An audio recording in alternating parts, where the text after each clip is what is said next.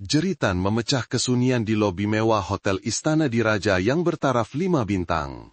"Ayah, jangan naik kapal terbang tuh, nanti ayah akan mati." Suara nyaring kanak-kanak itu membuatkan seluruh dewan besar itu terdiam. Semua perbualan terhenti. Beratus-ratus pasang mata serentak menoleh ke arah seorang gadis kecil berkulit sawo matang, berambut kusut, dalam pakaian lusuh dan renyuk yang sedang cuba meronta-ronta dari cengkaman 2 orang pengawal keselamatan yang bertubuh sasa. Gadis kecil itu baru sebaya murid sekolah rendah, tetapi matanya memancarkan ketakutan yang amat sangat. Satu keputusasaan yang menyayat hati ditujukan terus kepada seorang lelaki berkot putih mahal yang sedang berdiri di tengah-tengah sekumpulan ahli perniagaan. Adakah ini drama orang gila atau panggilan takdir untuk menyelamatkan nyawa seseorang? Tiada siapa yang menyangka bahwa detik-detik ini akan mengubah kehidupan seorang jutawan yang dingin selamanya. Ahmad Zikri, 42 tahun, CEO kumpulan Hartanah Mutiara, mengangkat keningnya melihat gadis kecil yang sedang meronta-ronta itu. Matanya yang berwarna coklat di sebalik cermin mata berbingkai perak bersinar dengan kehairanan seketika sebelum kembali kepada riak dingin seperti biasa. 10 tahun membina empayar ekonomi, dia sudah terlalu biasa dengan drama palsu, helah untuk menarik perhatian. Bawa budak ni keluar, arahnya tanpa menunjukkan sebarang emosi dalam suaranya. Dia kembali kepada kumpulan rakan kongsinya yang hadir, cuba menepis perasaan aneh yang baru melintas di fikirannya. Maaf atas gangguan tadi, tuan-tuan dan puan-puan, jadi tentang kontrak di Singapura. Sementara itu, di satu sudut lain di Kuala Lumpur, di dalam sebuah wadah hospital kerajaan yang suram, Farah, seorang wanita berusia 38 tahun dengan wajah pucat dan cengkung, perlahan-lahan membuka matanya. Wayar-wayar IV dan mesin perubatan yang mengelilinginya membuatkan dia kelihatan lebih rapuh. Makcik Kalsum, 63 tahun, ibu kepada Farah, sedang mengelap peluh di dahi anak perempuannya dengan suara cemas. "Kau dah sedar, nak? Doktor kata kau perlu banyak berehat." Farah cuba tersenyum, bertanya dengan lemah, "Mak, Aina mana?" Makcik Kalsum menggelengkan kepala, matanya sedih. "Dia pergi jual tiket loteri." "Nak, jangan risau, Mak ada jaga kau." Farah memejamkan matanya. 2 titis air mata mengalir di pipi cengkungnya. Selama 10 tahun, dia telah melakukan segalanya agar anak perempuannya tidak perlu menderita. Namun kini, apabila penyakit menimpanya, dia tidak dapat melindungi anaknya sendiri. Pada masa yang sama, di lobi hotel, Aina yang berusia 11 tahun masih tidak berputus asa. "Saya cakap betul, saya dah mimpi, kapal terbang tu akan meletup. Dia ayah saya. Saya tahu jam tangan antik yang dia pakai itu ada ukiran selamanya bersama, hadiah daripada mak saya." Kata-kata ini membuatkan Ahmad Zikri terhenti di tengah-tengah ayatnya. Dia berpaling dan merenung tajam ke arah gadis kecil itu. Bagaimana budak ini tahu butiran itu?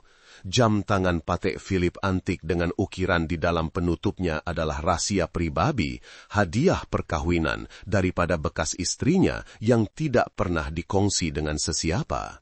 Zikri teragak-agak seketika sebelum memberi isyarat kepada pengawal keselamatan untuk membawa budak itu ke bilik mesyawarat kecil. "Saya akan bercakap dengannya. Tuan Zikri, mesyawarat kita." Khairul, rakan kongsi rapatnya yang berusia 45 tahun dalam sut hitam berkilat, mengingatkan dengan pandangan hairan. Ahmad Zikri menggelengkan kepala. "Awak teruskan dengan rakan kongsi yang lain, saya akan kembali sebentar lagi." Dia tidak faham mengapa dia mengambil berat tentang kata-kata seorang budak penjual tiket loteri, tetapi ada sesuatu dalam mata dan suara gadis itu yang membuatnya tidak boleh mengabaikannya. Mungkin gerak hati perniagaannya, sesuatu yang telah membantunya bertahan dan berjaya dalam dunia perniagaan yang kejam, memberitahunya ini bukan satu gurauan. Di dalam bilik mesyuarat kecil, Aina duduk menggeletar di atas kerusi besar yang 2 kali ganda saiz tubuhnya yang kurus. Matanya yang besar dan hitam berkaca-kaca, tetapi dia tetap mengangkat kepalanya apabila Ahmad Zikri masuk. "Nama kamu siapa?" Zikri bertanya, suarinya serak. Nama saya Aina, jawab gadis itu, suaranya kecil tetapi jelas. Macam mana kamu tahu tentang jam tangan saya? Zikri meneruskan, cuba mengekalkan riak wajah tanpa emosi, walaupun hatinya bergelora. Aina menarik nafas dalam-dalam lalu menjawab, saya mimpi tentang Pak Cik. Ayah naik kapal terbang putih berjalur biru dan ia meletup di udara. Saya nampak jam tangan di tangan ayah dengan tulisan di dalamnya. Saya dah mimpi benda ni banyak kali. Dan hari ini, masa jual tiket loteri, saya nampak ayah depan hotel ni. Ahmad Zikri terdiam. Jet pribadinya sedang menunggunya di lapangan terbang. Sebuah Gulfstream G650 berwarna putih dengan jalur biru laut, logo kumpulan mutiara. Kenapa kamu panggil saya ayah? Dia bertanya, merasakan jantungnya berdegup lebih kencang. Aina membuka beg galasnya yang lama, mengeluarkan sekeping gambar yang sudah lusuh. Dalam gambar itu, Ahmad Zikri yang lebih muda sedang memeluk seorang wanita cantik, Farah, dan seorang bayi. Mak saya nama Farah. Mak kata, ayah dengan mak berpisah masa saya baru umur setahun. Mak selalu simpan gambar ni dan cerita pasal ayah pada saya. Fikiran Ahmad Zikri berkecamuk. Farah, nama yang telah cuba dilupakannya selama sedekat. Perkahwinan yang singkat, kerjaya yang sedang menanjak, dan keputusan yang menyakitkan apabila dia memilih kerja berbanding keluarga. Dia samar-samar teringat tentang anak perempuannya. Tetapi selepas bercerai, Farah telah menolak semua bantuan keuangan, memutuskan semua hubungan, dan dia, dengan harga diri dan kesibukannya, tidak cuba mencari mereka. Saya perlu sahkan apa yang kamu cakap, kata Zikri, masih cuba menjaga jarak. Walau apapun, jika cerita tentang kapal terbang itu benar, saya perlu tahu butirannya. Dan ketika itulah, Aina mula menceritakan tentang mimpinya dengan butiran yang membuatkan darah Ahmad Zikri seakan membeku. Selepas perbualan singkat itu, Ahmad Zikri menelepon ketua keselamatannya meminta siasatan segera mengenai Aina dan keluarganya. Pada masa yang sama, dia mengarahkan orang untuk mengawasi gadis itu, memastikan dia tidak meninggalkan hotel. Dia tidak tahu apa yang harus dipercayai, tetapi gerah hatinya mengatakan ada sesuatu yang tidak kena dengan penerbangan yang akan datang, dan terutamanya dengan rakan kongsi terdekatnya, Khairul. Melihat kembali gambar lama itu, satu perasaan kesal timbul di hatinya. Jika gadis ini benar-benar anak perempuannya, apa yang telah dia terlepas selama 10 tahun ini? Apabila malam menjelang di Kuala Lumpur, bunyi bising hon kereta perlahan-lahan digantikan dengan kesunyian relatif. Di apartemen penthouse mewahnya, Ahmad Zikri merenung skrin komputer riba, di mana hasil siasatan awal dipaparkan. Farah, bekas istrinya, sedang menjalani rawatan kanser tahap akhir di sebuah hospital kerajaan. Aina dan neneknya tinggal di sebuah rumah kecil di kawasan Setinggan di pinggir bandar, sebuah kawasan kejiranan miskin. Gadis itu telah berhenti sekolah 2 bulan lalu untuk menjual tiket loteri, mencari wang untuk membantu neneknya menjaga ibunya. Ya Allah, Farah, bisik Zikri, merasakan kesakitan menusuk di hatinya. Dia teringat wanita yang bangga itu, yang menolak sebarang bantuan daripadanya selepas mereka berpisah, walaupun dia telah cuba menawarkan nafkah. Saya dan anak saya tak perlukan simpati awak. Itulah kata-kata terakhir yang diucapkannya sebelum hilang dari hidupnya, membawa bersama anak perempuan mereka yang baru belajar berjalan. Ahmad Zikri memutuskan untuk mengesahkannya sendiri. Dia memandu Mercedesnya ke kawasan pinggir bandar, tempat laporan menyatakan Aina dan neneknya tinggal. Rumah kecil yang usang dengan bumbung zinc berkarat itu tersembunyi di sebalik deretan pokok, jauh dari bangunan-bangunan hartanah mewah yang dibina oleh kumpulannya sendiri. Apabila Zikri mengetuk pintu, seorang wanita tua membukanya dan serta-merta ketakutan terpancar di wajahnya yang berkedut. Tuan Zikri, Makcik Kalsom tergagap-gagap mengenali lelaki kaya di hadapannya. Ya, saya datang untuk mengesahkan tentang Aina. Gadis itu berada di Hotel Istana Diraja. Selamat, saya perlu tahu adakah dia benar-benar anak perempuan saya. Mata tua Makcik Kalsom berkaca-kaca. Dia mengangguk perlahan. Ya, Aina cucu saya, anak Farah dan Tuan. Farah tak pernah nak susarkan Tuan. Dia kata Tuan ada kerjaya besar yang perlu dibina, dan kami tak patut jadi beban. Kesakitan dan penyesalan memenuhi jiwa Ahmad Zikri. Dia tidak pernah menyangka Farah akan berdiam diri atas sebab itu. Harga dirinya, kemandiriannya, dan mungkin juga cintanya kepadanya yang tidak mahu menjadi penghalang kepada kerjayanya telah membuatnya menerima semua kesusahan seorang diri. "Boleh saya jumpa Farah?" tanya Ahmad Zikri, suaranya tersekat. Makcik Kalsom menggelengkan kepala dengan sedih. "Dia di Hospital Besar Kuala Lumpur. Penyakitnya sangat teruk. Tuan Zikri, kami tak cukup duit untuk rawatan terbaik." Melihat sekeliling rumah kecil itu dengan kesan air hujan di dinding dan perabot lama, Ahmad Zikri merasakan hatinya seperti diremas. Semasa dia hidup dalam kemewahan, anak perempuannya terpaksa menjual tiket loteri dan wanita yang pernah menjadi istrinya sedang berjuang dengan penyakit berbahaya tanpa wang yang cukup untuk rawatan. "Saya akan bawa Maktik ke hotel untuk jumpa Aina dan esok kita akan melawat Farah," putus Ahmad Zikri, suaranya tegas. Sesuatu telah berubah dalam dirinya, seorang jutawan dingin yang hanya mementingkan keuntungan dan pertumbuhan. Aliran emosi yang disangkanya telah lama mati, kini berangsur-angsur bangkit semula. Dan ada juga amaran Aina tentang kapal terbang itu. Adakah ini takdir yang memberinya peluang kedua, bukan hanya untuk hidup, tetapi juga untuk memperbaiki kesilapan masa lalu? Ketika Mercedes mewah itu meninggalkan lorong kecil itu, Ahmad Zikri memutuskan untuk menyiasat lebih lanjut tentang Khairul dan penerbangan yang akan datang. Dia tidak boleh mengabaikan perasaan tidak sedap hati yang semakin membuak-buak. Ahmad Zikri duduk berhadapan dengan Aina di bilik rehat pribadi Hotel Istana Diraja. Gadis itu selepas bertemu semula dengan neneknya, kelihatan lebih tenang tetapi matanya masih memancarkan ketakutan. "Coba ceritakan lebih terperinci tentang mimpi kamu, Nak." Zikri meminta dengan lembut, kali pertama memanggil Aina Nak. Gadis itu menarik nafas dalam-dalam. "Saya mimpi ayah naik kapal terbang putih berjalur biru. Ada seorang lelaki pakai kot hitam ikut sekali, dan orang tu pandang ayah dengan pandangan yang pelik. Bila kapal terbang dah berlepas sekejap, saya nampak ada letupan besar. Lepas tu api merata-rata." Aina menggeletar, air matanya jatuh lagi. "Saya dah mimpi benda ni 3 kali minggu lepas. Setiap kali butirannya makin jelas." Ahmad Zikri merasakan seram sejuk menjalar di tulang belakangnya. Khairul, lelaki berkot hitam itu, adalah orang yang mengatur penerbangan pribadi ini. "Sejak bila kamu ada kebolehan istimewa ni?" Zikri bertanya, masih ragu-ragu tetapi tidak dapat menafikan perasaan tidak sedap hati yang semakin kuat.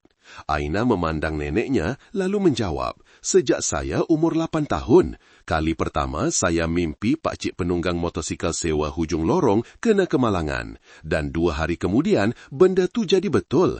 Mak kata nenek masa muda dulu pun ada kebolehan ni." Makcik Kalsom mengangguk mengesahkan, "Mak saya, nenek moyang Aina pun pernah ada mimpi-mimpi ramalan. Itu anugerah yang jarang ada, tapi juga satu beban, Tuan Zikri." Ahmad Zikri merasakan fikirannya buntu. Dia seorang yang realistik, hanya percaya pada apa yang boleh dilihat dan disentuh. Tetapi sekarang, berhadapan dengan anak perempuan yang tidak pernah dikenalinya dan amaran aneh, dia tidak tahu apa yang harus difikirkan. "Kamu ingat butiran Ain tak tentang lelaki berkot hitam tu?" Zikri bertanya, cuba mengumpul lebih banyak maklumat. Aina memejamkan matanya, menumpukan perhatian.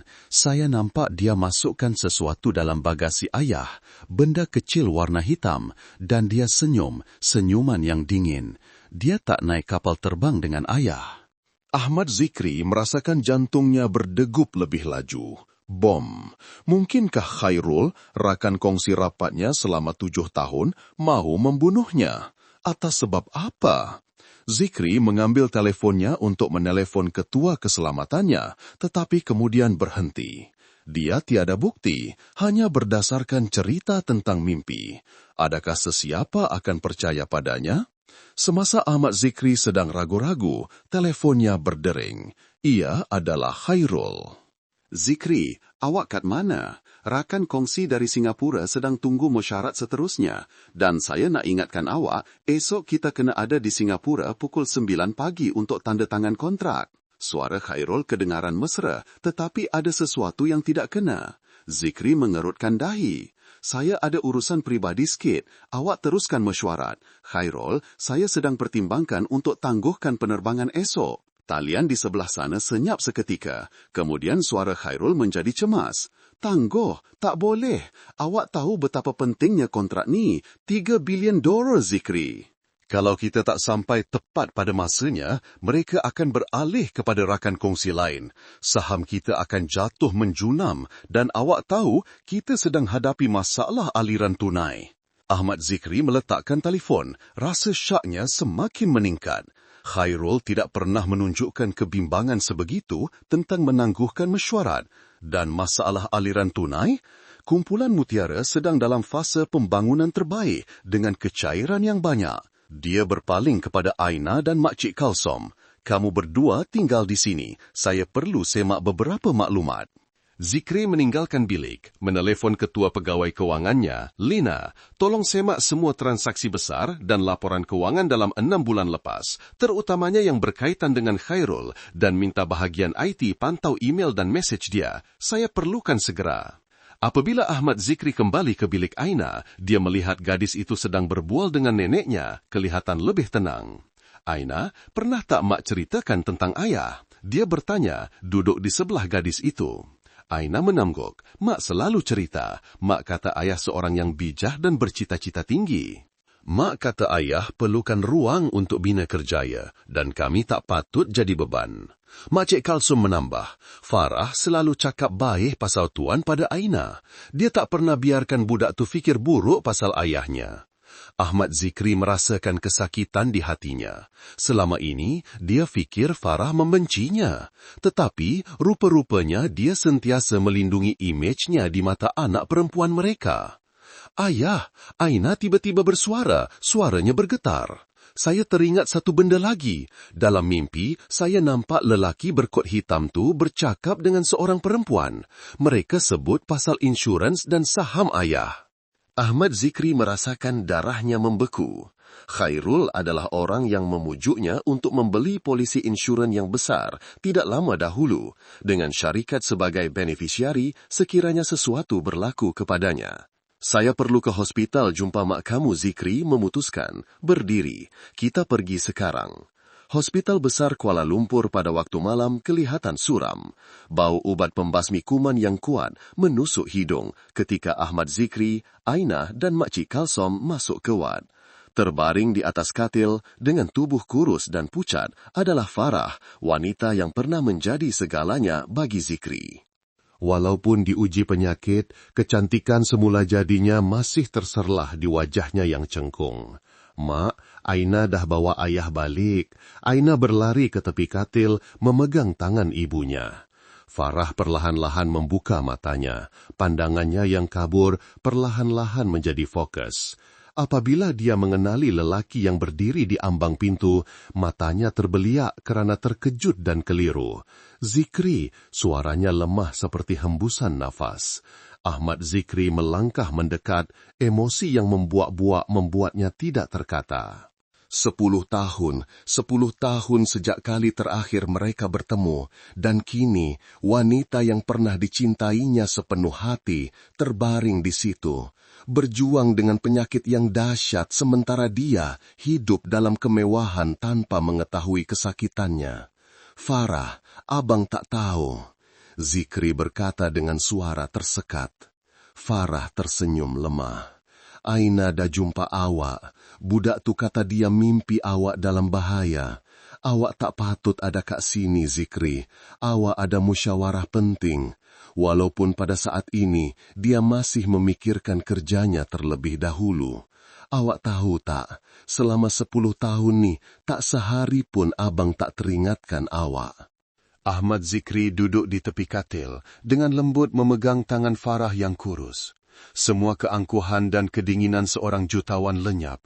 Hanya tinggal seorang lelaki di hadapan wanita yang pernah dicintai dan disakitinya. Abang ingat awak benci awak tak nak jumpa abang lagi. Abang tak cukup berani nak cari awak, nak betulkan kesilapan abang. Farah menggelengkan kepala, air matanya mengalir. Saya tak pernah benci awak, Zikri. Saya cuma tak nak jadi beban. Awak layak dapat yang lebih baik dengan kerjaya besar yang awak selalu impikan. Aina dan Makcik Kalsum diam-diam berundur untuk memberi mereka ruang peribadi. Farah dengan sisa tenaganya menceritakan kepada Ahmad Zikri tentang kehidupan mereka selepas berpisah. Dia bekerja di sebuah syarikat import-eksport, membesarkan anak perempuan mereka dan menjaga ibunya yang sudah tua. Semuanya baik-baik saja sehingga 2 tahun lalu apabila dia disahkan menghidap kanser. Saya dah cuba berubat, tapi kosnya terlalu besar. Saya terpaksa berhenti kerja 6 bulan lepas bila dah tak larat. Aina terpaksa berhenti sekolah untuk jual tiket loteri. Suara Farah tersekat, penuh kesakitan dan penyesalan. Ahmad Zikri merasakan hatinya seperti dirobek. Dia tidak berada di sisi mereka ketika mereka paling memerlukannya. Abang akan uruskan semuanya, Farah. Abang janji awak akan dapat rawatan terbaik dan Aina akan kembali ke sekolah. Tetapi Farah kelihatan bimbang tentang perkara lain, Zikri. Zikri, apa yang Aina cakap pasal kapal terbang tu? Awak kena hati-hati. Budak tu ada kebolehan istimewa macam nenek moyang saya. Mimpi-mimpinya selalu jadi kenyataan. Farah menggenggam tangan Zikri dengan erat. Matanya cemas. Dan Hairul, dia pernah datang sini seminggu lepas. Jantung Ahmad Zikri seakan terhenti. Dia datang jumpa awak. Kenapa? Farah mengeluh. Dia tahu saya bekas isteri awak. Dia kata dia ada masalah dengan syarikat yang awak dah tak percayakan dia lagi. Dia tanya pasal Aina, pasal sama ada budak tu betul-betul anak awak. Saya tak faham kenapa dia ambil berat pasal tu. Ahmad Zikri mengerutkan dahi, kepingan-kepingan teka-teki perlahan-lahan bercantum. Khairul sedang mencari maklumat tentang bakal pewarisnya. Jika dia mati dan tiada pewaris langsung, sebahagian besar sahamnya akan dipindahkan mengikut wasiat dan Khairul adalah satu-satunya orang yang tahu kandungan wasiat itu. Farah, abang nak awak ceritakan betul-betul apa yang Khairul cakap, kata Zikri, merasakan bahaya semakin jelas.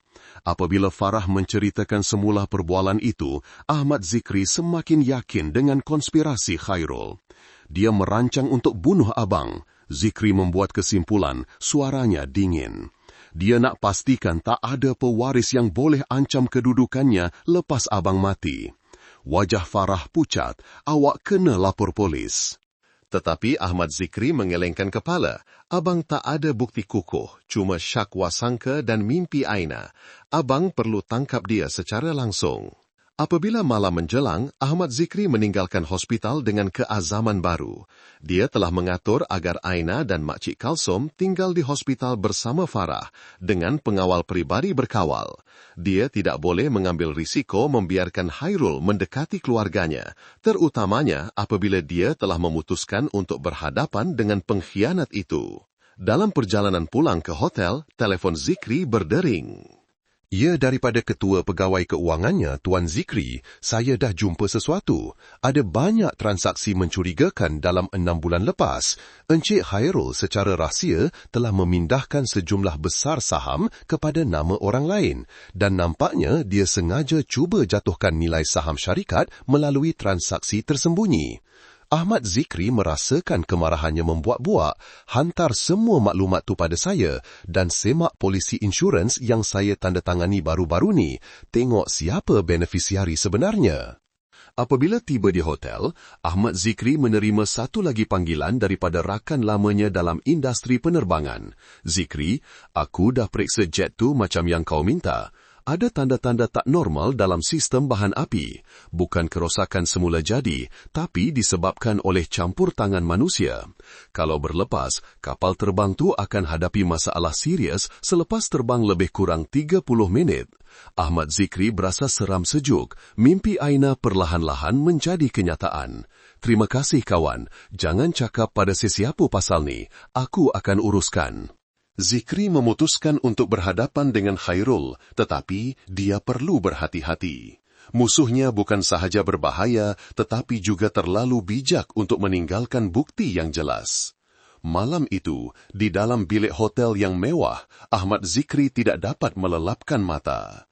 Dia merenung siling, memikirkan semua yang telah berlaku dalam masa 24 jam. Daripada seorang jutawan yang kesepian, yang hanya tahu tentang kerja dan wang, dia telah menemui anak perempuannya, bertemu semula dengan bekas isterinya yang sakit tenat, dan menemui konspirasi untuk membunuhnya oleh rakan kongsi terdekatnya. Betapa cepatnya kehidupan boleh berubah. Tetapi dalam semua itu, perkara yang paling meresahkan Zikri adalah 10 tahun yang telah hilang. 10 tahun dia tidak berada di sisi anak perempuannya, tidak melihatnya membesar, tidak mengajarnya pelajaran pertama dalam hidup. 10 tahun dia tidak tahu Farah masih mencintai dan melindungi imejnya di mata anak perempuan mereka, walaupun hidupnya begitu sukar. Seseorang pernah berkata, kebahagiaan itu seperti rama-rama. Jika cuba ditangkap, ia tidak akan pernah dapat diraih. Ahmad Zikri berbisik pada dirinya sendiri. Aku telah menghabiskan seumur hidup mengejar kejayaan untuk membuktikan nilai diri, tetapi akhirnya aku telah kehilangan perkara yang paling berharga. Dia memutuskan, apapun yang terjadi pada Khairul, pada kumpulan mutiara, dia tidak akan pernah meninggalkan keluarganya lagi. Tahun-tahun yang hilang tidak dapat dikembalikan, tetapi masa depan masih di hadapan. Dengan keazaman baru, Ahmad Zikri terlelap dalam tidur yang tidak lena, bermimpi tentang masa depan, di mana dia, Farah, dan Aina dapat hidup bersama sebagai sebuah keluarga yang sebenar. Fajar baru menyingsing apabila Ahmad Zikri bangun dengan rancangan yang jelas di fikirannya. Dia menelepon ketua keselamatannya, Azlan, seorang bekas polis. Saya perlukan awak aturkan satu pertemuan rahsia dengan polis. Saya ada sebab untuk percaya Khairul merancang untuk bunuh saya. Selepas mendapat persetujuan, Zikri membuat satu lagi panggilan, kali ini kepada rakannya dalam industri penerbangan. Boleh tak kau sediakan laporan terperinci tentang keadaan tak normal kapal terbang tu? Aku perlukannya sebagai bukti.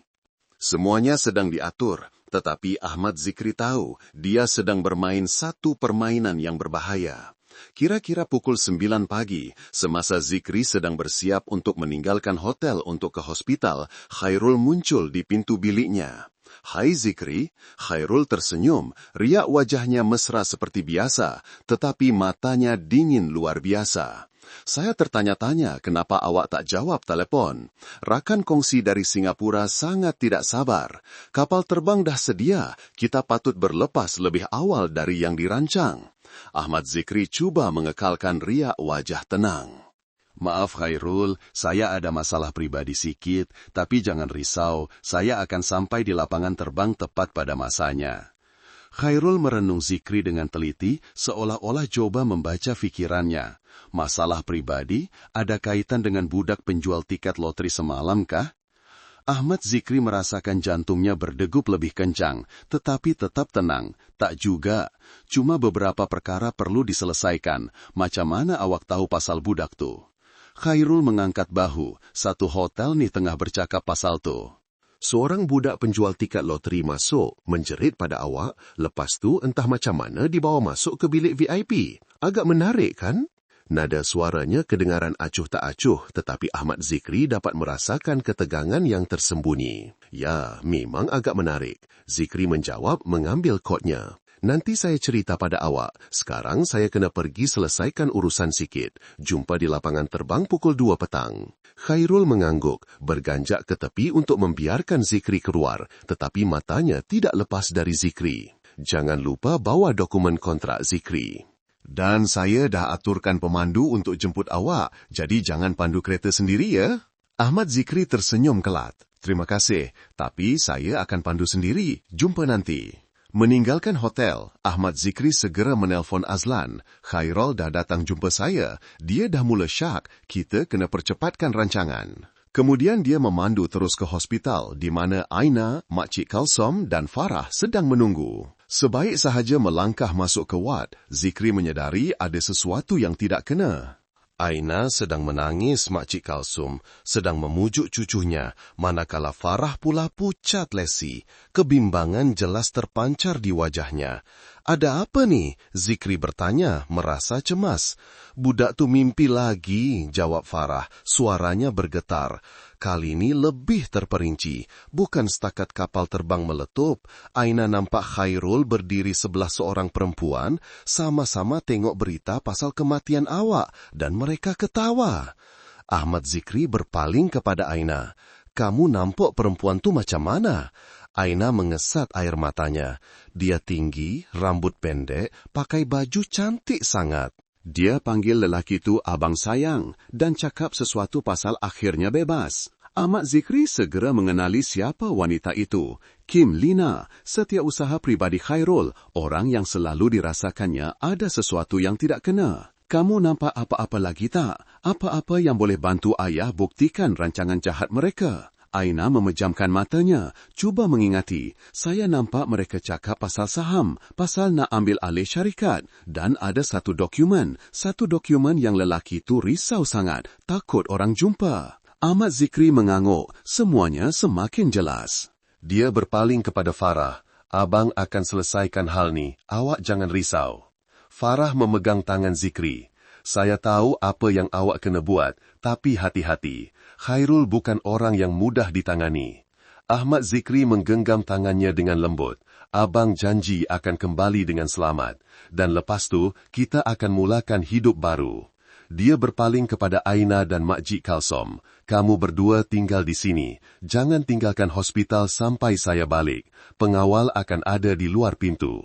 Sebelum pergi, Ahmad Zikri memeluk Aina dengan erat. Terima kasih nak, sebab dah jumpa ayah. Gadis kecil itu menyandarkan pipinya di dada ayahnya. Air matanya mengalir. Aina tak nak hilang ayah lepas baru jumpa. Meninggalkan hospital, Ahmad Zikri terus ke ibu pejabat polis, di mana satu mesyuarat tergempar telah diatur. Dia menceritakan semua yang diketahuinya, dari mimpi Aina hingga transaksi mencurigakan Khairul, laporan tentang sabotaj kapal terbang, dan hubungan antara Khairul dengan Farah. Saya tahu semua ni kedengaran sukar dipercayai, Zikri membuat kesimpulan, tapi saya ada sebab untuk percaya nyawa saya dalam bahaya. Ketua polis, seorang lelaki pertengahan umur dengan pandangan tajam, berfikir sejenak. Tuan Zikri, kami tak boleh tangkap Encik Khairul hanya berdasarkan syakwasangka dan mimpi, tapi laporan tentang sabotaj kapal terbang adalah satu perkara serius. Kami akan siasat perkara ni segera. Saya faham, Ahmad Zikri mengangguk, tapi saya juga perlukan bantuan tuan-tuan untuk tangkap Khairul. Saya akan jumpa dia di lapangan terbang, cuba dapatkan pengakuannya. Dengan bantuan tuan-tuan, kita boleh dapatkan bukti kukuh. Ketua polis itu bersetuju, kami akan hantar orang untuk awasi dan bantu tuan. Tapi tuan kena sangat berhati-hati. Kalau Encik Khairul betul-betul berbahaya seperti yang tuan katakan, keadaan boleh jadi buruk dengan cepat. Ketika meninggalkan ibu pejabat polis, Ahmad Zikri menerima mesej daripada ketua pegawai keuangannya. Saya dah jumpa bukti. Khairul telah pindahkan sejumlah besar wang ke akaun di Cayman dan ada email perbualan dengan seorang pakar teknikal tentang memastikan insiden berlaku pada masa yang tepat. Saya dah hantar semuanya kepada peguam syarikat. Ahmad Zikri menarik nafas lega. Akhirnya dia mempunyai bukti kukuh, tetapi dia tahu dia masih perlu berhati-hati. Khairul seorang yang bijak, dan jika dia mengesyaki Zikri telah mengetahui rancangannya, dia boleh menjadi nekat. Pada pukul 1.30 petang, Ahmad Zikri memandu ke lapangan terbang dengan alat rakaman tersembunyi di badannya dan dilindungi oleh polis dari jauh. Dia telah bersedia sepenuhnya untuk konfrontasi ini, mengetahui bahwa segalanya bergantung pada kemampuannya untuk bertenang dan mendapatkan pengakuan dari Khairul. Apabila tiba, dia melihat Khairul sedang menunggu di sebelah sebuah kereta mewah. Riak wajahnya tidak dapat menyembunyikan rasa tidak sabar. Akhirnya awak sampai pun. Khairul bersuara apabila melihat Zikri. Saya dah mula risau awak akan batalkan penerbangan. Maaf buat awak risau. Ahmad Zikri tersenyum. Cuba kelihatan semula jadi. Saya cuma perlu selesaikan beberapa masalah pribadi. Kapal terbang dah sedia? Khairul mengangguk. Semua dah siap, juru terbang sedang menunggu. Kita cuma perlu terus ke landasan. Khairul memandang sekeliling. Awak tak bawa bagasi? Ahmad Zikri menggelengkan kepala. Saya dah hantar awal, tapi sebelum kita pergi, saya nak cakap secara pribadi dengan awak sikit pasal masa depan syarikat. Khairul mengangkat kening, kelihatan terkejut dan curiga. Tentu, kita boleh bercakap dalam perjalanan ke kapal terbang. Tetapi Ahmad Zikri menggelengkan kepala. Tak, saya nak cakap di sini, dalam ruang menunggu VIP. Kita berdua saja. Khairul teragak-agak seketika, kemudian mengangguk. Baiklah, tapi kita tak ada banyak masa. Mereka berdua melangkah masuk ke ruang menunggu yang mewah dan lengang. Apabila pintu ditutup, Ahmad Zikri tahu saat penentuan telah tiba. Dia mesti mendapatkan pengakuan atau sekurang-kurangnya membuat Khairul mendedahkan kelemahannya. Khairul, Zikri memulakan, suaranya tenang. Kita dah bekerja bersama selama 7 tahun. Saya selalu anggap awak macam adik saya, rakan kongsi yang paling saya percaya. Khairul tersenyum, kelihatan bangga. Saya pun macam tu, Zikri. Kita dah sama-sama bina empayar mutiara ini. Ahmad Zikri mengangguk. Betul, dan sebab itulah saya nak beritahu awak satu perkara penting. Saya sedang pertimbangkan untuk ubah wasiat dan pewaris saya.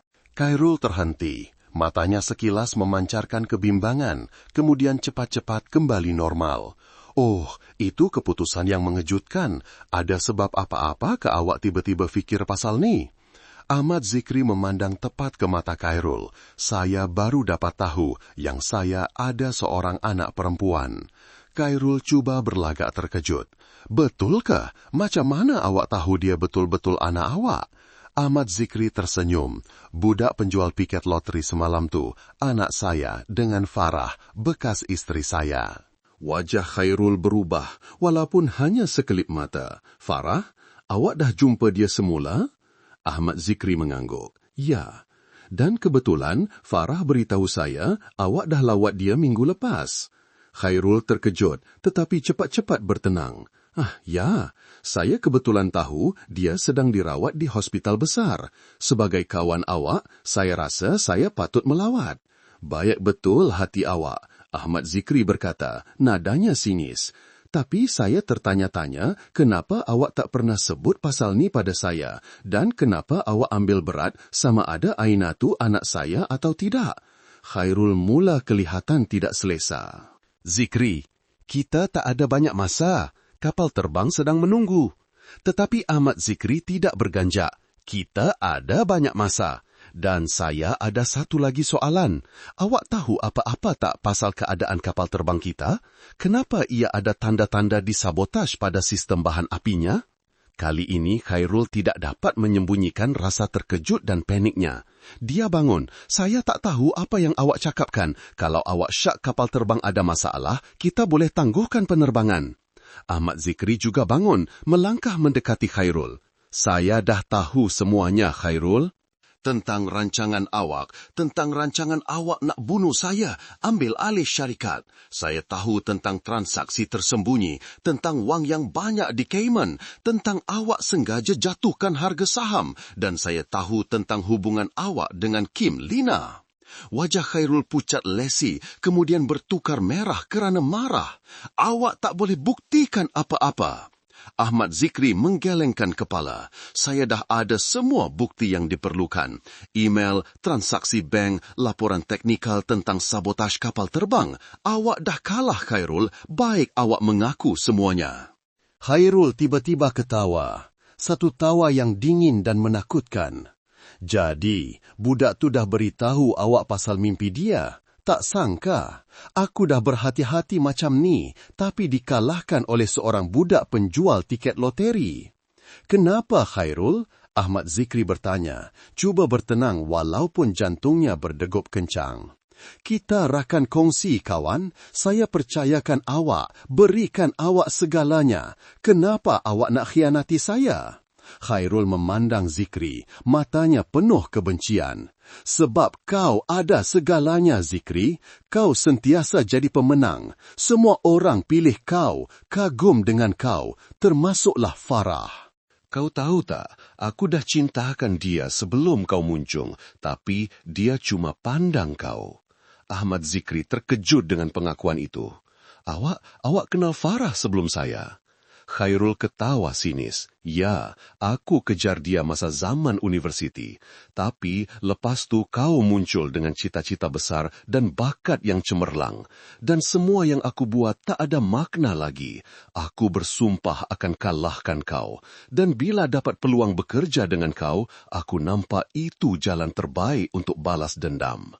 Dia berhenti seolah-olah sedang mengimbas kembali. Mula-mula, aku cuma nak rosakkan perkahwinan kau orang. Aku sengaja bagi tekanan kerja pada kau, buat kau makin jauh dari Farah, dan akhirnya kau orang berpisah. Semua kepingan teka-teki kini jelas dalam fikiran Ahmad Zikri. Khairul bukan sahaja mahukan wang dan kuasa, dia juga mahu membalas dendam kerana cinta yang tidak berbalas. Tapi kenapa awak tunggu sampai sekarang? Zikri bertanya, kenapa tak bunuh saya lebih awal? Khairul menggelengkan kepala, sebab aku perlukan kau untuk bina empire ni dan aku perlukan masa untuk sediakan semuanya. Aku dah beli orang dalam lembaga pengarah, pindahkan aset ke nama orang lain, semuanya sempurna. Sampailah budak tu muncul. Dia mengeluarkan sepucuk pistol kecil dari poketnya, mengacukannya terus kepada Ahmad Zikri, tapi mungkin belum terlambat lagi. Ahmad Zikri tidak menunjukkan rasa takut. Awak nak buat apa? Tembak saya di lapangan terbang yang ramai orang ni. Polis akan jumpa awak dalam masa sejam. Khairul ketawa sinis. Tak, aku tak bodoh macam tu. Aku akan paksa kau naik kapal terbang. Satu kemalangan. Kapal terbang masih rancangan terbaik. Tak ada siapa akan syah apa-apa. Ahmad Zikri menggelengkan kepala. Awak ingat awak boleh lepas. Polis dah tahu semuanya. Mereka sedang perhatikan kita sekarang. Khairul hanya ketawa. Jangan berlakonlah, Zikri. Kalau polis betul-betul ada kat sini, mereka dah muncul dari tadi. Dia melangkah lebih dekat. Pistol masih diacuhkan kepada Zikri. Sekarang, jalan. Pergi ke kapal terbang, perlahan-lahan dan jangan buat benda bodoh. Ahmad Zikri tahu dia dalam bahaya. Dia perlu melengahkan masa sehingga polis masuk campur. Awak tak nak buat macam ni, Khairul. Bukan sahaja sebab polis, tapi sebab Farah akan tahu kebenarannya. Dia akan tahu awaklah yang rusakkan perkahwinan mereka dan sekarang cuba bunuh bekas suaminya. Khairul terhenti, matanya goyah. Farah tak akan tahu. Dia akan fikir itu cuma kemalangan yang malang dan aku akan ada di situ untuk pujuk dia dan anak dia. Ahmad Zikri ketawa sinis. Jangan mimpilah, Khairul. Aina akan tahu budak tu dah mimpi semuanya. Dia akan tahu kaulah pembunuh ayahnya. Keraguan di mata Khairul semakin jelas. Bayangan Farah dan Aina memandangnya dengan pandangan benci, seolah-olah menggoyahkan dirinya.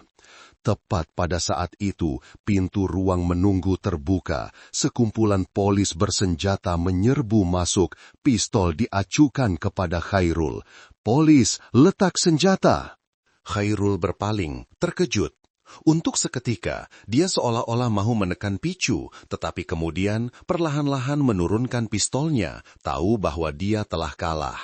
Ketika polis membawa Khairul keluar, Ahmad Zikri menarik nafas lega. Dia telah mempertaruhkan nyawanya dan bernasib baik dia menang. Ketua polis menghampiri Ahmad Zikri. Kami dah rakam semua pengakuan melalui alat rakaman dan kami dah jumpa bukti sabotase kapal terbang bersama email dan transaksi keuangan haram. Encik Khairul akan berhadapan dengan banyak pertuduhan serius. Zikri mengangguk, berterima kasih kepada ketua polis, tetapi dalam hatinya hanya ada satu pikiran, kembali ke hospital di mana keluarganya sedang menunggu. Boleh saya pergi sekarang? Saya perlu ke hospital segera. Ketua polis mengangguk, tentu kami akan hubungi Tuan nanti untuk selesaikan prosedur. Dan Tuan Zikri, dia teragak-agak seketika. Anak perempuan Tuan nampaknya memang istimewa. Kalau bukan karena amarannya, mungkin tragedi telah berlaku hari ini. Ahmad Zikri tersenyum, hatinya dipenuhi rasa bangga. Ya, Aina sangat istimewa. Dan sekarang, saya tak akan pernah mau berpisah darinya lagi. Ketika Ahmad Zikri memandu meninggalkan lapangan terbang, dia berasa seperti dilahirkan semula. Bukan sahaja kerana dia telah terlepas dari rancangan pembunuhan, tetapi juga kerana dia telah menemui semula makna sebenar kehidupan. Wang, kuasa, kejayaan, semua itu menjadi tidak bermakna jika dibandingkan dengan kasih sayang keluarga. Dan kini, dia dalam perjalanan pulang kepada mereka, kepada orang yang telah lama dirinduinya. Segalanya bermula dengan kesukaran, bisik Ahmad Zikri, teringat akan pepatah lama. Tetapi jalan di hadapan akan lebih cerah, karena kini aku tidak lagi berjalan sendirian. Apabila Ahmad Zikri melangkah masuk ke wad, dia melihat Aina dan Makcik Kalsom duduk di tepi katil Farah. Riak wajah cemas jelas kelihatan. Aina adalah orang pertama yang melihatnya. Matanya bersinar. Ayah! Gadis itu berlari memeluk Zikri dengan erat. Farah duduk dengan lemah, senyuman tipis terukir di wajahnya yang pucat. Awak selamat, syukurlah. Ahmad Zikri menghampiri katil, memegang tangan Farah. Abang dah janji akan kembali kan? Dan Khairul, dia dah ditangkap. Kita tak perlu risau pasal dia lagi. Apa yang jadi, Ayah? Aina bertanya, suaranya ingin tahu bercampur cemas. Ahmad Zikri mengusap rambut anak perempuannya, menceritakan segala-galanya dari konfrontasi dengan Khairul sehingga polis muncul. Dia dah mengaku semuanya. Zikri membuat kesimpulan, termasuklah dia sengaja rosakkan perkahwinan kita. Dia dah cintakan mak kamu sejak zaman universiti. Farah menggelengkan kepala kerana terkejut.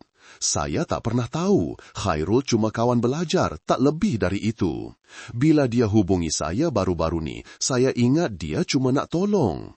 Ahmad Zikri menggenggam tangan Farah dengan lembut. Tak apa, semuanya dah berakhir dan sekarang kita perlu tumpukan pada rawatan awak.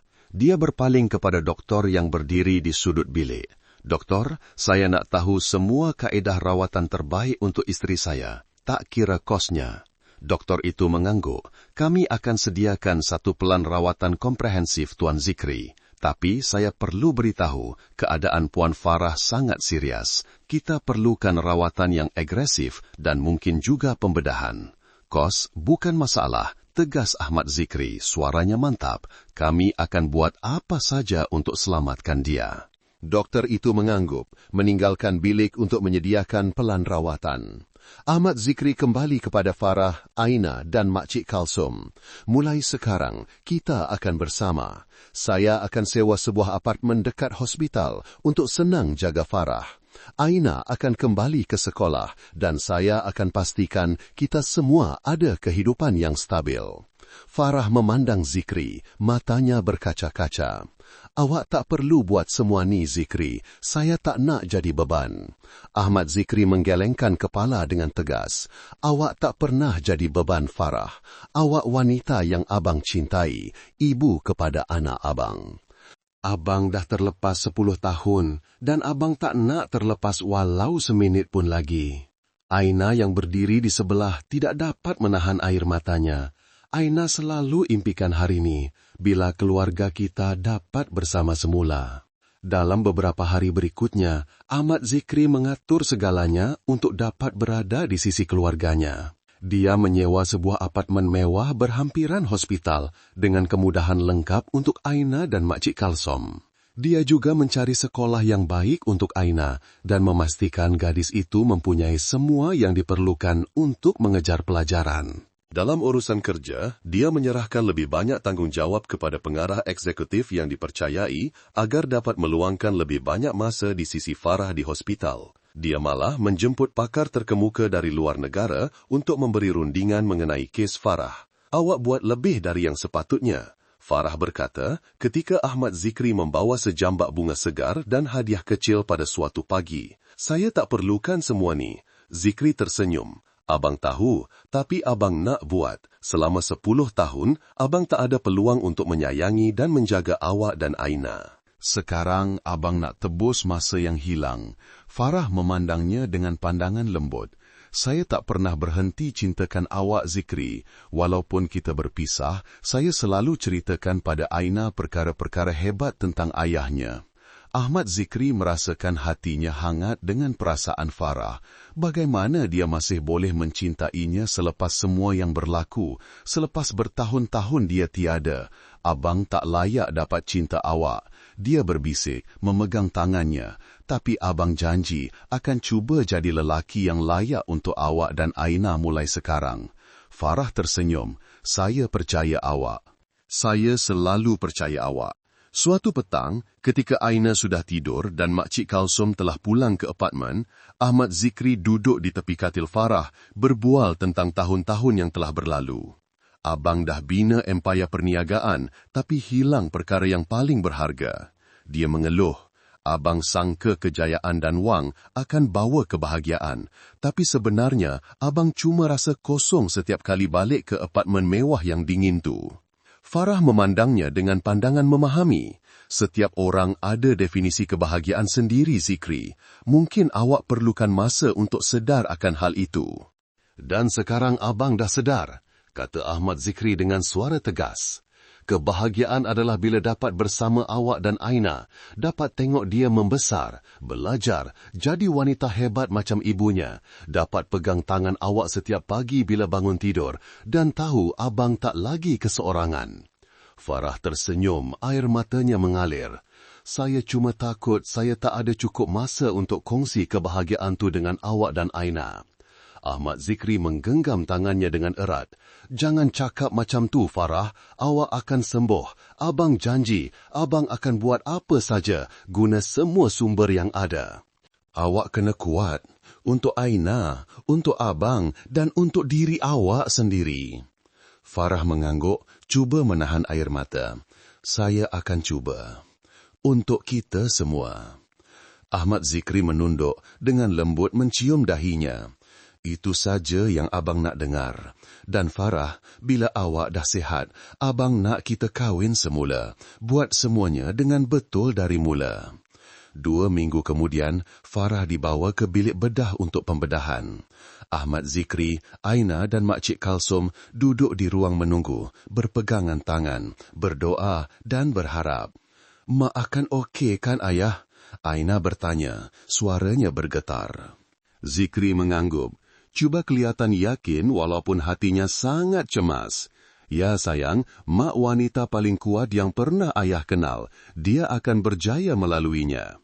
Makcik Kalsum memegang tangan mereka berdua. Kita kena percaya, Farah tak akan mudah mengalah pada hidup. Sementara menunggu, Ahmad Zikri berbual dengan Aina tentang tahun-tahun yang telah berlalu, tentang zaman kanak-kanaknya, tentang impian dan keinginannya. Aina paling suka belajar apa kat sekolah baru? Dia bertanya, cuba menghilangkan kebimbangan. Aina tersenyum.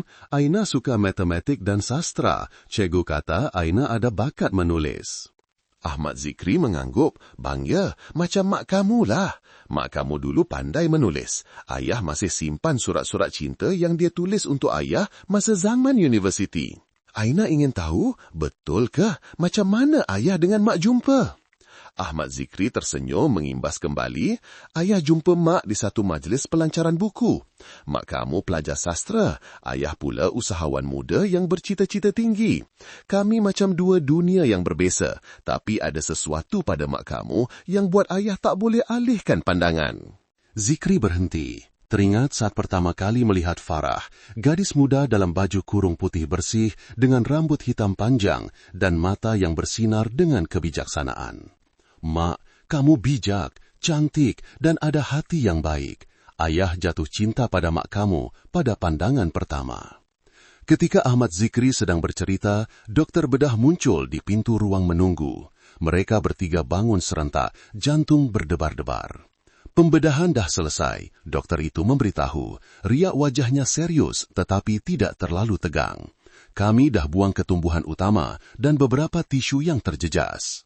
Keadaan Puan Farah sekarang stabil, tapi 48 jam akan datang sangat penting. Kita perlu pantau dengan rapi untuk pastikan tiada komplikasi. Berapa peratus peluang untuk pulih? Ahmad Zikri bertanya, suaranya tersekat. Doktor itu memandang tepat ke matanya. Dengan keadaan sebelum ni, cuma sekitar 30%. Tapi dengan kaedah rawatan baru dan penjagaan khas, saya boleh katakan peluangnya dah meningkat dengan ketara. Mungkin sehingga 60 hingga 70%. Puan Farah seorang yang sangat kuat. Aina menggenggam tangan ayahnya dengan erat. Mak akan sehat kan, ayah? Ahmad Zikri mengangguk, cuba menahan sebab. Iya sayang, mak akan sehat. Kita akan lalui semua ni bersama-sama. 2 hari kemudian, Farah sedar dari koma selepas pembedahan. Ahmad Zikri dan Aina, yang hampir tidak meninggalkan hospital sepanjang masa itu, sedang tertidur di kerusi di sebelah katil. Farah membuka matanya dengan lemah dan perkara pertama yang dilihatnya adalah imej lelaki yang pernah menjadi suaminya dan anak perempuan mereka berpegangan tangan walaupun dalam tidur. Setitis air mata kebahagiaan mengalir di pipinya yang pucat. Zikri, Aina, dia berbisik. Suaranya serak kerana tiup pernafasan telah dicabut. Ahmad Zikri tersentak bangun dan serta-merta menyedari Farah telah sedar. Farah, serunya, bergegas ke tepi katil dengan lembut memegang tangannya. Awak dah sedar, syukur pada Tuhan. Aina juga terjaga dan apabila melihat ibunya telah membuka mata, dia tidak dapat menahan air matanya. Mak, Farah tersenyum lemah. Kamu berdua nampak penat sangat. Kamu berdua ada kat sini sepanjang masa kah? Ahmad Zikri mengangguk. Kita satu keluarga. Kita akan bersama dalam susah dan senang. Dalam minggu-minggu berikutnya, Farah berangsur-angsur pulih. Ujian selepas pembedahan menunjukkan hasil yang positif dan para doktor melahirkan rasa optimis yang berhati-hati. Ahmad Zikri mengupah pasukan jururawat untuk penjagaan di rumah, dan apabila Farah cukup sehat untuk keluar dari hospital, mereka berpindah ke sebuah banglo baru, tidak semewah tempat Zikri pernah tinggal, tetapi selesa dan lengkap untuk seisi keluarga. Aina mempunyai bilik sendiri yang dihias mengikut cita rasanya, dan Makcik Kalsum juga disediakan ruang pribadi yang selesa. Setiap hari, Ahmad Zikri meluangkan masa bersama Farah dan Aina, walaupun kerja di syarikat masih dalam fasa penyusunan semula selepas kes Khairul. Dia bangun awal untuk menyediakan sarapan untuk seisi keluarga, menghantar Aina ke sekolah sebelum memulakan kerja. Pada sebelah petang, dia sentiasa cuba pulang awal untuk makan malam bersama keluarga dan membantu Aina membuat kerja rumah. Kadang-kadang, dia membacakan buku untuk Farah ketika dia berehat atau hanya duduk di sebelahnya, memegang tangannya dan berbual tentang rancangan masa depan. Abang dah banyak berubah, kata Farah pada suatu petang ketika mereka berdua duduk di taman memerhatikan Aina bermain dengan anak anjing yang baru dibeli oleh Ahmad Zikri untuknya. 10 tahun lepas, abang tak pernah ada masa untuk saat-saat macam ni. Ahmad Zikri tersenyum sedih. Abang dah bazirkan terlalu banyak masa kejar benda yang tak penting. Kena bayar harga yang mahal, baru abang sedar kebahagiaan sebenar ada di depan mata. Farah menyandarkan kepalanya di bahu Zikri. Tak pernah terlambat untuk mula semula, bang. Ada orang seumur hidup tak jumpa jalan yang betul. Ahmad Zikri memandang wanita yang pernah menjadi istrinya, yang telah memaafkan semua kesilapannya, dan merasakan hatinya dipenuhi cinta. Farah, bila awak dah sehat sepenuhnya, abang nak kita pergi Singapura sekeluarga untuk tunaikan janji yang abang tak dapat tunaikan pada Aina 10 tahun lepas. Farah tersenyum, saya nak sangat, dan Aina mesti gembira. Dia memandang anak perempuannya yang sedang ketawa riang dan berasa sangat bersyukur atas keajaiban yang telah menyatukan semula keluarga mereka. Kebolehan istimewa Aina, mimpi-mimpi ramalan yang diwarisi daripada nenek moyangnya, telah menyelamatkan nyawa ayahnya dan menyatukan semula keluarga mereka. Mungkin itu takdir atau keajaiban, tetapi apapun ia, Farah tahu mereka telah diberi peluang kedua yang berharga dan dia tidak akan pernah melepaskannya. Orang dulu-dulu kata, kecantikan sering dikaitkan dengan nasib yang malang. Tapi saya percaya dengan cinta dan keluarga, kita boleh tulis semula nasib kita. Farah berbisik sambil memandang ke arah ufuk yang jauh. Ahmad Zikri memeluknya dan berbisik, kita akan tulis kisah yang paling indah, Farah, abang janji. Dalam beberapa bulan berikutnya, keadaan kesihatan Farah terus bertambah baik. Ujian terkini menunjukkan tiada lagi tanda-tanda sel kanser, walaupun doktor menasihatkan pemantauan berkala sekurang-kurangnya selama 5 tahun. Ahmad Zikri dan Farah memutuskan untuk mengadakan majlis perkahwinan kecil yang hanya dihadiri oleh keluarga dan rakan-rakan rapat. Kali ini bukan perkahwinan mewah seperti dahulu, tetapi satu majlis yang mesra dan intim, menumpukan pada cinta dan ikatan mereka. Awak percaya pada takdir tak? Ahmad Zikri bertanya ketika mereka sedang bersiap untuk majlis perkahwinan yang akan datang. Awak percaya tak kita ditakdirkan untuk bertemu, berpisah dan kemudian bertemu semula? Farah berfikir sejenak, saya percaya hidup ni penuh dengan kaitan misteri. Mungkin kita perlu sesat dulu sebelum jumpa jalan yang betul. Setiap kesakitan, setiap cabaran mengajar kita satu pelajaran, bantu kita jadi matang dan hargai apa yang kita ada. Ahmad Zikri mengangguk, faham bahawa tahun-tahun perpisahan yang menyakitkan telah membantunya menyedari nilai sebenar keluarga dan cinta. Suatu petang, ketika Aina sudah tidur, Ahmad Zikri dan Farah duduk di ruang tamu berbual tentang masa depan. Abang dah putuskan untuk jual sebahagian besar saham abang dalam syarikat, kata Zikri, wajahnya tenang.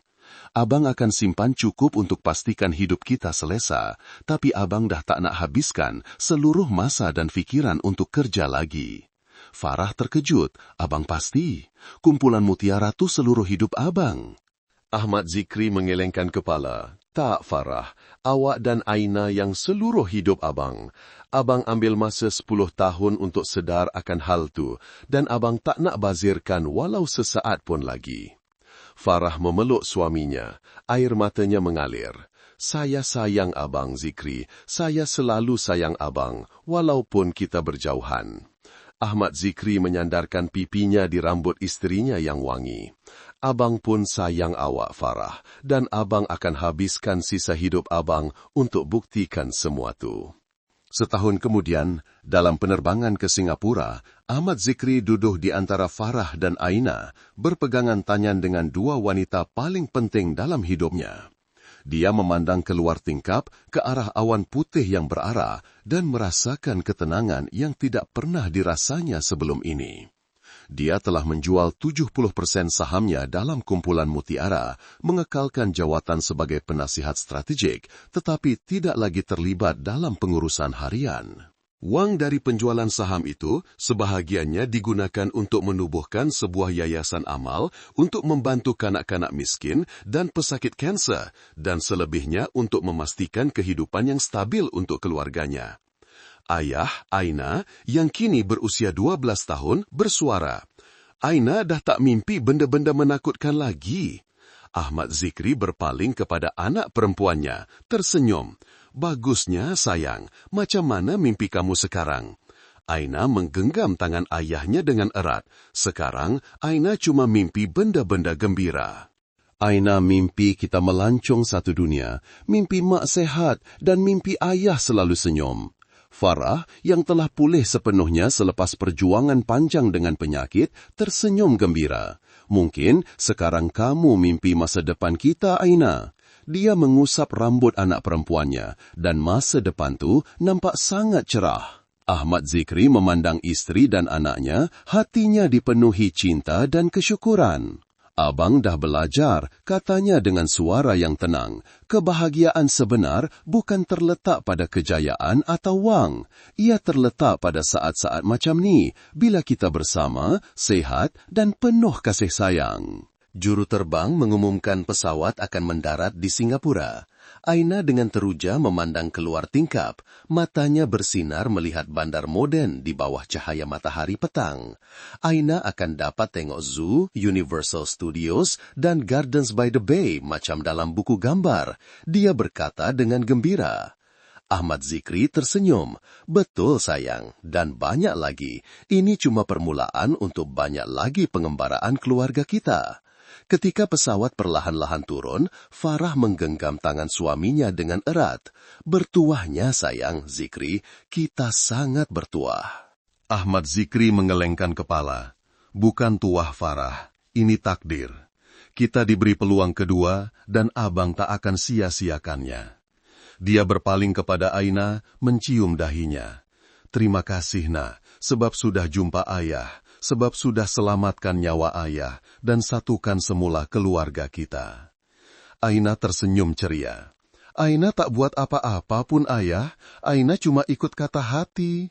Ahmad Zikri mengangguk, paham bahwa kadang-kadang kebijaksanaan terhebat datang dari hati seorang kanak-kanak yang suci.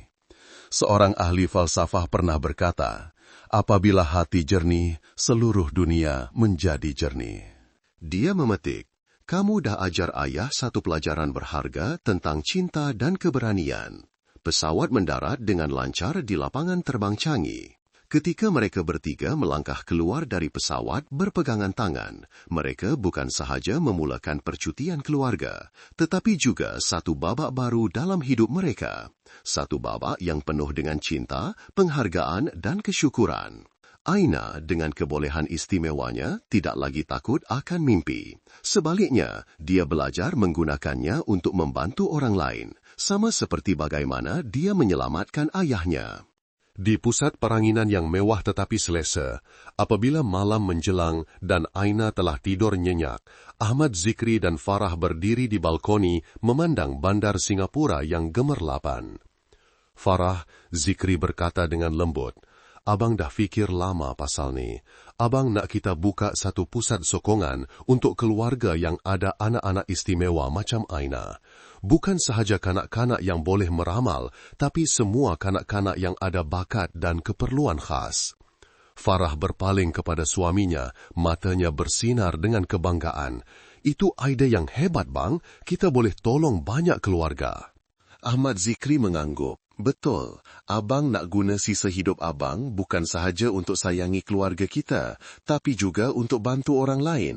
Itulah cara terbaik untuk balas anugerah berharga yang kita dah terima. Peluang kedua.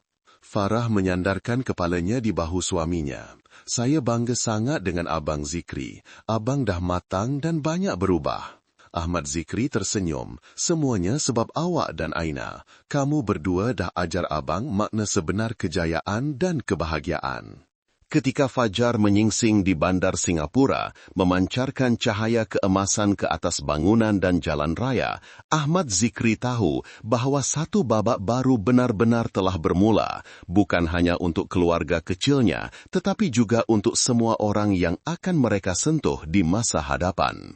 Daripada seorang jutawan yang kesepian, yang hanya tahu tentang wang dan kuasa, dia telah menjadi seorang suami, seorang bapa, dan kini seorang yang ingin membawa kebaikan kepada masyarakat. Mungkin kadang-kadang kita perlu kehilangan sesuatu untuk menyadari nilainya yang sebenar. Ahmad Zikri berbisik, teringat akan tahun-tahun yang hilang. Tapi yang lebih penting, bila kita sedar, kita ada keberanian untuk berubah dan mula semula. Farah memegang tangan suaminya, dan abang dah berjaya lakukannya Zikri. Abang dah cukup berani. Di dalam bilik sebelah, Aina sedang tidur nyenyak, bermimpi tentang pengembaraan hebat yang akan dilalui oleh keluarganya. Dan kali ini, dia tahu itu bukan mimpi ramalan, tetapi impian. Impian tentang masa depan yang cerah, di mana keluarganya akan sentiasa bersama dalam kasih sayang dan kebahagiaan. Dia tersenyum dalam tidurnya. tahu bahwa akhirnya dia telah menemui tempatnya di sisi ayah dan ibunya yang akan menyayangi dan melindunginya selamanya. Pengajaran bernilai 1. Nilai keluarga mengatasi segalanya. Wang, kemasyhuran, kuasa, semuanya menjadi tidak bermakna jika dibandingkan dengan kasih sayang dan kebahagiaan keluarga. Ahmad Zikri terpaksa membayar harga yang mahal untuk menyadari bahwa kejayaan sebenar terletak pada saat-saat sederhana bersama orang tersayang. 2. Tidak pernah terlambat untuk memperbaiki kesilapan. Walaupun telah kehilangan 10 tahun, Ahmad Zikri masih mempunyai peluang kedua untuk memulakan semula. Kehidupan sentiasa memberi kita peluang untuk menebus kesilapan jika kita benar-benar mahu dan bertindak. 3. Keikhlasan dan kemaafan dapat menyembuhkan semua luka. Farah tidak berdendam tetapi sentiasa menjaga imej baik Ahmad Zikri di hati Aina. Keikhlasan dan kelapangan dada inilah yang menjadi asas kepada penyatuan semula keluarga. 4. Setiap individu mempunyai nilai tersendiri. Aina dengan kebolehan istimewanya telah menyelamatkan nyawa ayahnya dan menyatukan semula keluarga. Ini mengingatkan kita bahwa setiap manusia, walau dalam apa jua keadaan, mempunyai nilai dan sumbangan tersendiri. 5. Keseimbangan antara kerja dan kehidupan adalah kunci kebahagiaan. Ahmad Zikri terlalu menumpukan pada kerjaya sehingga melupakan keluarga yang membawa kepada perpisahan. Pelajaran tentang keseimbangan adalah sesuatu yang perlu diberi perhatian oleh ramai orang dalam masyarakat modern. 6. Kasih sayang mempunyai kuasa penyembuhan yang ajaib. Cinta bukan sahaja menyembuhkan hati yang patah, tetapi juga boleh menyembuhkan fizikal. Pemulihan ajaib Farah didorong oleh cinta dan sokongan daripada keluarga. 7. Hidup dengan rasa syukur. Ahmad Zikri belajar untuk menghargai apa yang dimilikinya dan bukannya sentiasa menginginkan apa yang belum dicapai. Rasa syukur adalah kunci untuk mencari kebahagiaan dalam kehidupan. 8. Takdir dan pilihan kedua-duanya memainkan peranan dalam kehidupan. Kisah ini menunjukkan ada kebetulan ajaib seperti kebolehan istimewa Aina, tetapi juga menekankan kepentingan pilihan pribadi dalam membentuk nasib. 9. Kejayaan sebenar diukur melalui hubungan, bukan material. Akhirnya, Ahmad Zikri menyadari bahwa nilai sebenar kehidupan tidak terletak pada harta atau kedudukan, tetapi pada hubungan yang bermakna dan keupayaan untuk memberi impak positif kepada orang lain. 10. Memberi adalah menerima. Apabila Ahmad Zikri memutuskan untuk menghabiskan sisa hidupnya untuk membantu keluarga lain, dia telah melengkapkan perjalanan pribadinya daripada seorang yang hanya mengumpul untuk diri sendiri menjadi seorang yang bersedia memberi dan berkhidmat. Kisah ini mengingatkan kita bahwa dalam kehidupan modern yang serba pantas, kadang-kadang kita memerlukan satu peringatan, mungkin dari seorang kanak-kanak, mimpi, atau satu peristiwa untuk sedar dan melihat semula apa yang benar-benar penting. Seperti yang pernah dikatakan oleh seorang ahli falsafah, kehidupan bukan tentang bernafas, tetapi tentang saat-saat yang membuat kita terhenti bernafas. Dan bagi Ahmad Zikri, saat-saat paling berharga adalah ketika dia berada di sisi Farah dan Aina dalam kasih sayang yang lengkap sebuah keluarga yang telah bertemu semula selepas bertahun-tahun terpisah. Apabila fajar menyingsing di Bandar Singapura, ia bukan sahaja menandakan permulaan hari baru, tetapi juga simbol permulaan baru untuk Ahmad Zikri, untuk Farah, untuk Aina, dan untuk semua orang yang sedang mencari peluang kedua dalam hidup. Karena seperti yang diajarkan oleh pepatah lama, kebahagiaan bukanlah destinasi, tetapi cara kita mengembara. Dan bagi keluarga kecil ini, perjalanan di hadapan, walaupun mungkin tidak sentiasa lancar, akan sentiasa dipenuhi dengan kasih sayang, penghargaan, dan rasa syukur yang tidak terhingga terhadap anugerah paling berharga, peluang untuk menyayangi dan hidup bersama setiap hari.